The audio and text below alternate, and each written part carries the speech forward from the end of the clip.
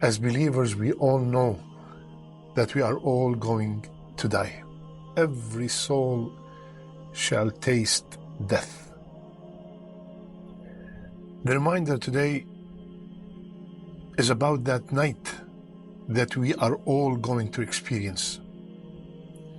It's about that night that is coming without a doubt, and only Allah knows when. It's about that night that is getting closer with every breath we take.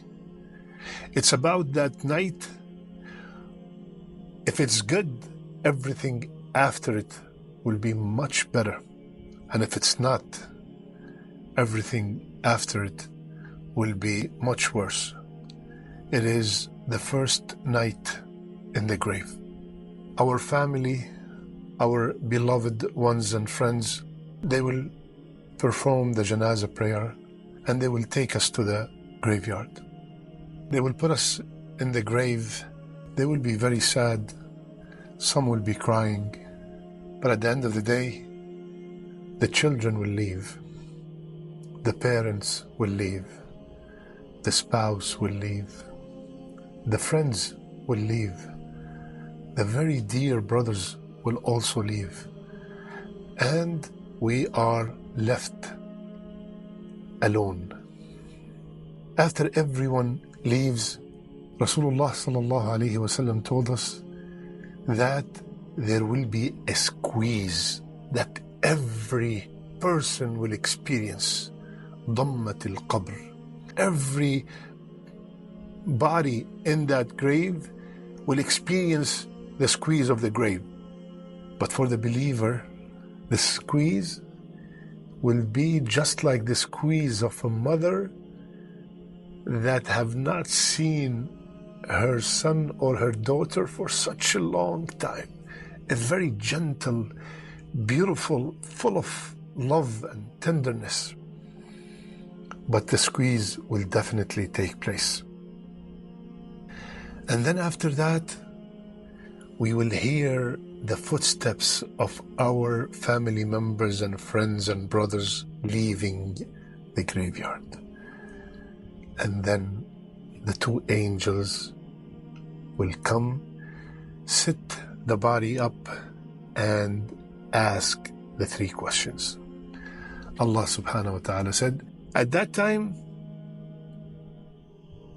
when the angels start these three questions, whomsoever was steadfast in this dunya, whomsoever struggled and strived to please Allah in this dunya, the angels will come down and give them the glad tidings that there's nothing to worry about from the people you left, and have glad tidings of what's coming after.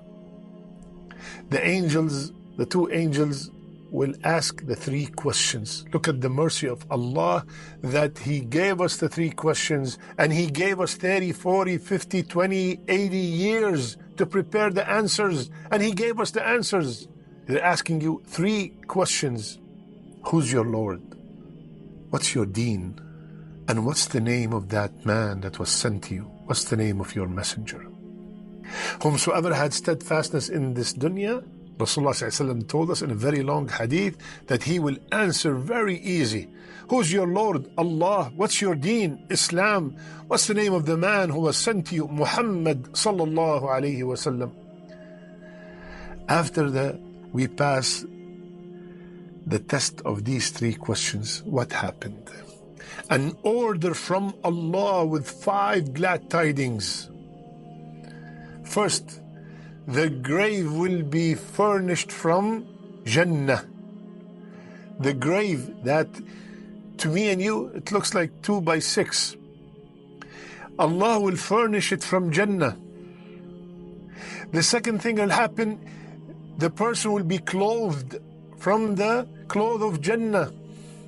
And then the person in the grave, a gate of Jannah will be opened for him or her, and its breeze will come to him or her, and he smells its fragrance, and he feels the delight in what he sees. Allahu Akbar. Fourth, the grave will be made spacious as far as the eye can see, From above the ground, we think it's small. But Allah subhanahu wa ta'ala, keep in mind, the life of the barzakh, the life of the grave is completely different than this life. Allah will make the grave very spacious. And fifth, he will be given the glad tidings of Jannah, of Allah's pleasure and Jannah. Allahu Akbar. After a few days, when we pass, people start forgetting us. Our wealth, properties will be distributed. The tears will dry. What happened after your neighbor died? What happened after your cousin died years ago? Anybody still remember them? Why do you think that me and you are going to be different? If you want to know what happens after your death, look what happened after someone else's death. So what's the point? The point is we will be alone in that grave. And you know, according to the hadith, what will be left with us?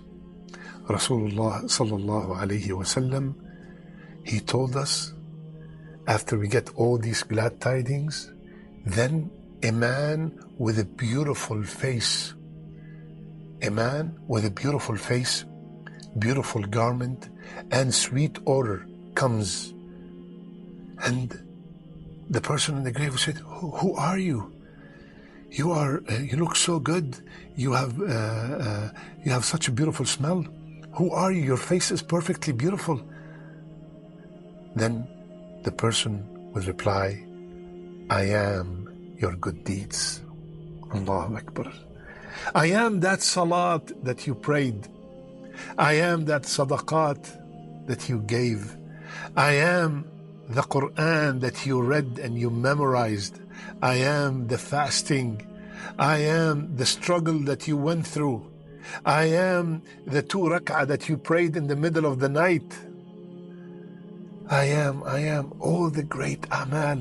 They will come presented in a man with a good face that will be our companion till the day of judgment. Allahu Akbar. Allahu Akbar.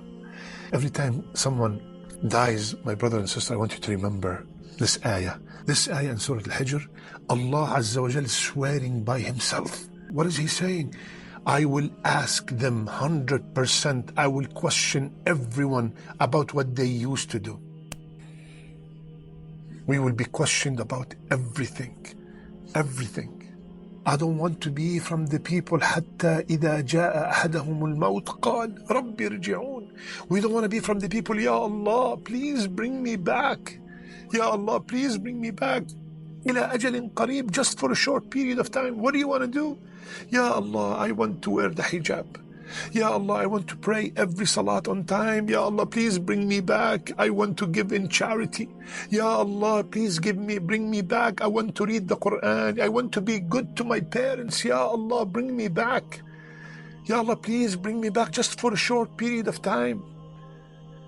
Allah said, لن يؤخر الله نفسا إذا جاء أجلها.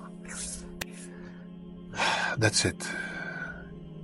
You were given so much time. You were given so many talks. You watched so many videos. You have attended so many Jumu'ahs. And every one of them was a reminder to come back to Allah. And you kept on telling yourself, I have a lot of time to come back to Allah. And then the angel of death comes. When he comes, he doesn't send a text message or an email or a phone call, I'm coming. He comes faj'ah, suddenly. A car accident, a drown, a sickness, Allahu A'lam. So my brothers and sisters, this is the time. This is the time to make that night, the first night in the grave, the best night ever. This is the time when we are still above the ground. So from now, stop all the things that might ruin that night. Stop the riba, stop the gambling, stop the alcohol, stop the cheating, stop the infidelity, stop the smoking, stop dealing with haram, stop selling haram, stop buying haram. Wallahi, wallahi, Allah is all truthful. He said there will come a time that we would come back and say, Ya Allah, bring us back. Subhanallah. And Rasulullah sallallahu alaihi wasallam, he told us, one time he was walking next to a grave, and he said,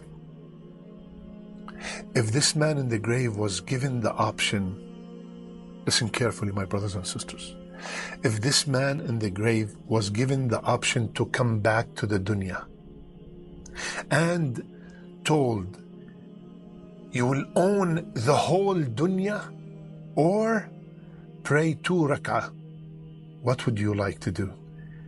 Rasulullah said, he will pick the 2 rak'ah. Please, brothers and sisters, before it's too late,